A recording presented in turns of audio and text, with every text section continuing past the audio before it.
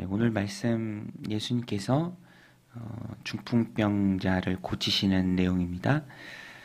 병이 고쳐지는 것 정말 큰 기적이죠. 주님께서 사랑의 마음으로 그 기적을 베풀어 주십니다. 오늘 우리도 세상을 살아가면서 기도 제목이 참 많아요. 내 힘으로 할 수 없는 것, 또 누군가의 마음을 사고 또 변화시키고 또 세워주고 이끌어가는 것, 굉장히 큰 영적인 능력이 필요한 일이죠.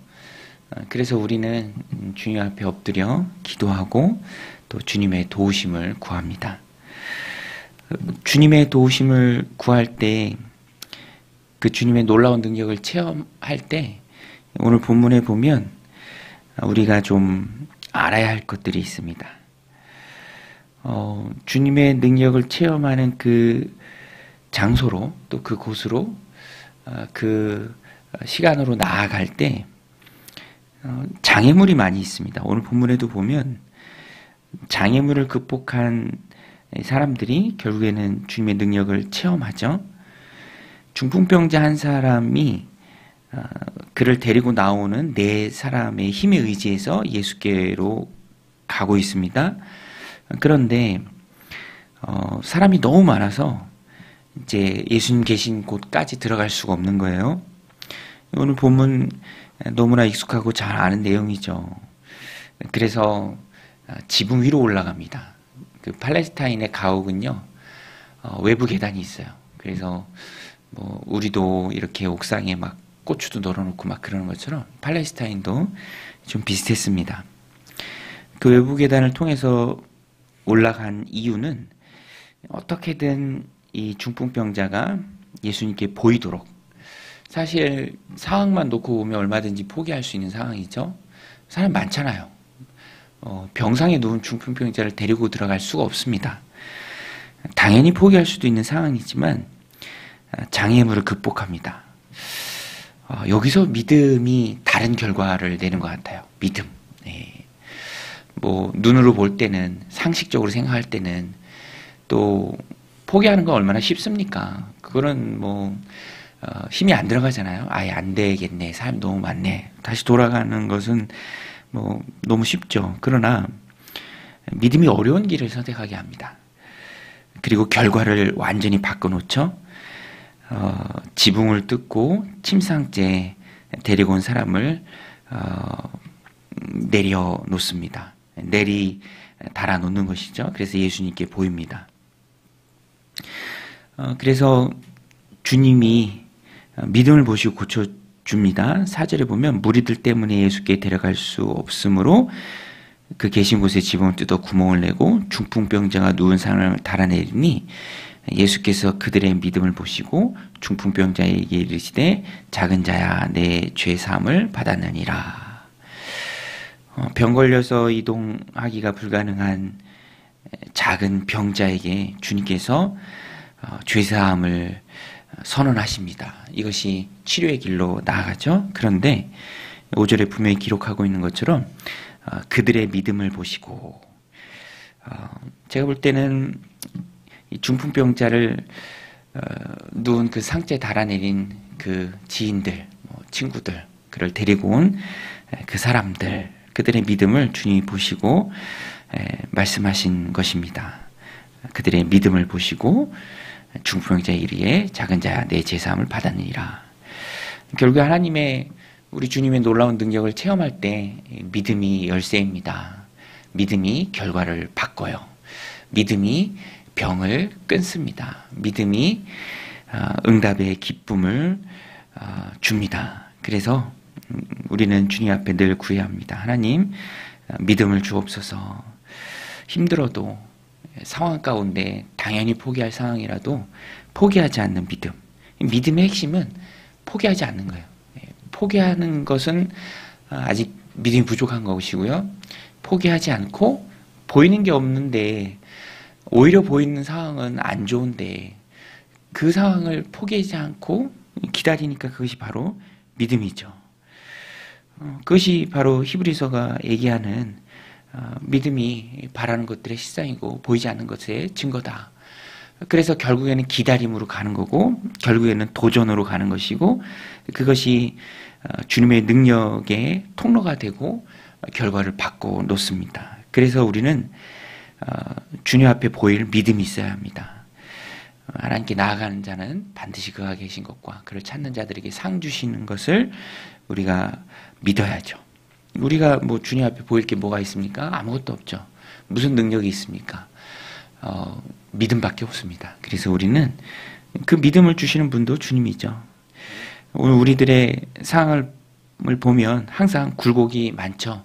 또 기복이 많이 있습니다. 좋을 때도 있고 안 좋을 때도 있고. 그러나 그것과 상관없이 항상 특별히 당연히 포기할 상황, 환경, 그러나 포기하지 않는 것이 믿음임에 포기하지 않을 수 있는 믿음을 우리는 주님 앞에 구해야 합니다. 그래서 어떤 상황에서도 포기하지 않고 주님께 보일 수 있는 믿음이 있어서 그 믿음대로 역사하시는 주님의 놀라운 은혜를 체험하는 우리 성도님들이 다 되시길 바랍니다. 또 한 가지가 의심을 극복해야 합니다. 의심. 예수님께서는 믿음을 보시고 당연히 선언하세요. 작은 자야, 작은 자야. 오늘 우리도 작은 자죠. 작은 자인 우리에게 주님이 우리의 믿음을 보시면 선포하십니다. 내 죄사함을 받았느니라.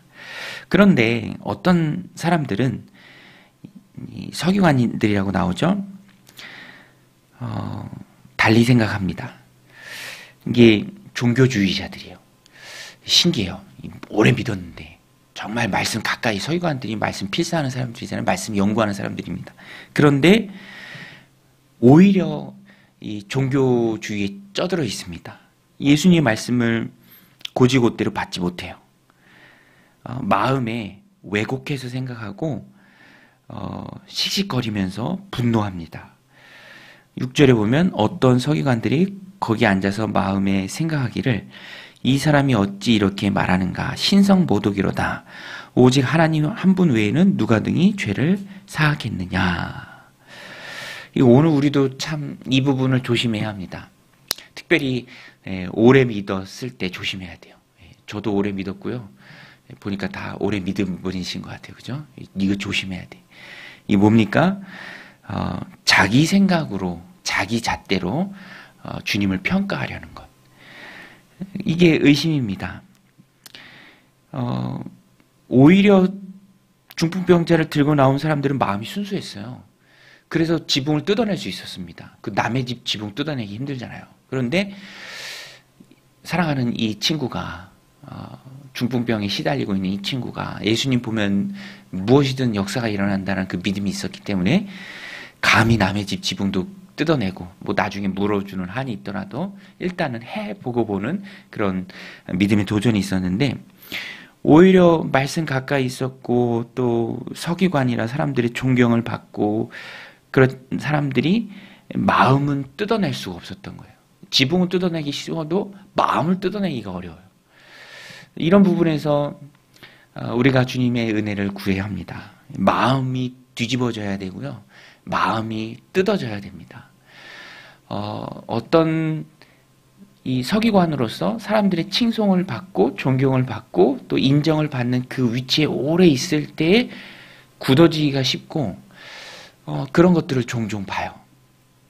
그래서 어떻게 저런 상황 속에서 저런 좋은 환경 속에서 저런 인정을 받는 속에서 이렇게 골마 터질 수가 있는가? 뭐 신기해하지만 영적으로 보면 그것이 굳은 마음이 더 주님이 역사하기 힘든 그런 토양이 될 수 있다라는 것에 대한 경각심을 우리가 늘 가져야 합니다. 그래서 우리는 늘 우리의 마음을 새롭게 해주시기를 주님 앞에 구해야죠. 지붕을 뜯는 것보다 훨씬 더 어려운 것이 고착화된 굳은 마음을 기경하는 일입니다. 그렇지만 그것이 안 되고서는 너무너무 힘들죠. 그런데 오늘 본문에 보면 주님이 뜯어 고쳐주십니다. 그래서 8절에 보면 그들이 속으로 이렇게 생각하는 줄을 예수께서 곧 중심에 아시고 이르시되 어찌하여 이것을 마음에 생각하느냐. 그리고 잘 설명해 주세요. 이 설명이 너무 귀합니다. 9절 보세요. 중풍병자에게 내 죄사함을 받았느니라 하는 말과 일어나 내 상을 가지고 걸어가라 하는 말 중에서 어느 것이 쉽겠느냐? 어느 것이 쉬울까요? 내 죄사함 받았느니라 하는 말하고 일어나 내 상을 가지고 들고 가라 하고 하는 그 말 둘을 놓고 보면 어떤 게 더 쉽겠습니까? 당연히 내 죄사함을 받았느니라 하는 말이 쉽죠. 이거 확인이 안 되잖아요. 그런데 주님께서는 이 서기관들이 마음이 뜯어 고쳐지길 원하셨던 거예요. 그래서 직접 보여주십니다. 진짜 죄사함의 권세가 예수님께 있는 것을 보여주세요. 어떻게 보여주십니까? 내 침상을 들고 가라. 이 말로.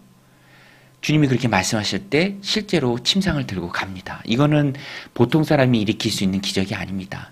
죄를 사하실 수 있는 하나님 그분만이 일으킬 수 있는 기적이고 그 말씀을 예수님께서 말씀해 주십니다. 그리고 굳은 마음, 지붕보다 더 뜯어내기 어려운 서기관들의 마음을 주님께서 완전히 갈아엎어 주세요. 갈아엎히라, 보고 바뀌라. 그래서 믿음은요, 주님의 능력 행함을 보고 믿는 것입니다. 너희는 믿음이 없거나 부족하다. 오늘 우리도 그렇죠. 믿음이 없거나 부족합니다. 그때 주님이 행하신 일을 보라. 그래서 11절 12절에 보면 내가 내게 이르노니 일어나 내 상을 가지고 집으로 가라 하시니 그가 일어나 곧 상을 가지고 모든 사람 앞에서 나아거늘 그들이 다 놀라 하나님께 영광을 돌리며 이르되 우리가 이런 일을 도무지 보지 못하였다 하더라. 도무지 보지 못했던 그 일을 일으키시는 주님의 놀라운 능력을 눈앞에서 봅니다. 다 놀라 하나님께 영광을 돌리죠. 결국 우리의 굳은 마음을 뜯어주실 분은 주님이십니다. 주님께 맡겨야죠. 주님의 능력을 여러분 체험하기를 원하십니까? 그러면 믿음이 있어야 합니다. 포기할 상황 속에서도 포기하지 마세요. 그 근력 운동할 때도 그런 얘기 하잖아요. 너무 힘들어. 막 들기가 힘들고. 그런데 언제 근육이 생기냐. 그래도 포기하지 않고 5번 더 들 때. 뭐 신앙생활도 그렇죠. 답답하고 답보 상태가 계속되고 기도해도 응답은 없고 여전히 더 어려운 상황인 것 같고 그래도 포기하지 않는 것이 믿음이고요. 오늘 우리는 그 믿음을 주님께 구해야 합니다. 마음에 새깁시오. 포기하지 않고 기다리는 것이 믿음입니다. 믿음이 별게 아니에요. 포기하지 않는 것이 믿음입니다. 꿋꿋이 묵묵히 해나가는 것이 믿음입니다. 돌아갈 상황에 순응하지 않는 것이 믿음이죠. 포기하고 내려놓을 상황을 거스르는 것이 바로 믿음입니다. 오늘 우리는 믿음으로 하나님 주신 삶을 살아가야 합니다. 상식선에서 살아가는 삶은 누구나 다 하죠. 그거 뭐 못하겠습니까? 상황에 맞춰서 살아가는 거. 근데 그것의 그리스도인의 삶이 아니고 믿음이 그리스도인의 삶입니다. 그리고 또 의심을 극복하는 것이 믿음입니다. 내 힘으로 안 되고 주님이 해주십니다. 그래서 우리는 말씀을 가까이 하면서 큐티하면서 또 말씀이 선포되는 자리를 소중히 여기면서 내게 주신 말씀 꼭 붙들고 또 이렇게 보면 주님이 일으켜 가시는 그런 상황들이 있어요. 그것을 보면서 우리의 마음을 항상 바꿔야 합니다. 그래서 우리는 이렇게 적용하면 좋을 것 같아요. 말을 점검해야 돼요. 말. 되겠나? 말에 그게 다 나오거든요. 쉽지 않다. 되겠나? 어렵다. 쉽지 않아. 그런 말이 내 입술 가운데 있으면 그 믿음 별로 없는 거예요. 그럼 하나님께 믿음을 구해야 합니다. 그래서 뭐 상황적으로 보면 안 될 상황이죠. 그거는 뭐 당연합니다. 그러나 믿음 있는 사람은 그렇게 얘기해요. 주님이 하시면 된다. 내 힘으로 안 되지만 주님이 하시면 된다. 여러분 주님이 하시면 될 줄로 믿습니다. 주님이 하시면 돼요. 속으로 아멘 하신 줄로 제가 믿습니다. 그죠? 속으로 다 아멘 하셨을 거예요. 주님이 하시면 될 줄로 믿습니다. 우리의 답보된 상황, 어려운 상황 주님이 하시면 될 줄로 믿습니다. 그래서 우리는 항상 지붕을 뜯어야 돼요. 믿음으로 지붕을 뜯어야 되고요. 또 믿음으로 내 마음을 뜯어야 합니다. 그대로 있으면 안 되고 주님이 고쳐주신 대로 주님이 말씀하시는 대로 다 뜯어야 합니다. 그리고 삶을 점검해야 돼요. 우리들 삶에 결국에는 믿음을 통해서 우리가 기적 체험하기를 원하잖아요. 놀랍게 역사하시는 그 하나님의 은혜의 손길을 우리가 체험하기를 원합니다. 변화를 체험하기를 원합니다. 그러면 우리가 기도하죠. 하나님 믿음 주셔서 내 삶에 놀라운 하나님의 은혜가 있기를 원합니다. 그럼 하나님이 그래? 그럼 내가 무엇 때문에 내 삶에 은혜를 허락하고 또 기적을 체험을 허락해야 되니? 라고 하나님이 물으실 것을 우리가 생각하면서 그때 할 말이 있어야 됩니다. 당연하죠. 내 욕심을 위해서 구한다면 그것에 무슨 힘이 있겠습니까? 하나님, 내가 좀 더 잘 살길 원합니다. 좀 더 편안하길 원합니다. 내가 조금 더 행복하길 원합니다. 그것도 기도의 제목이 될 수 있겠지만 좀 힘이 약하잖아요. 그렇죠?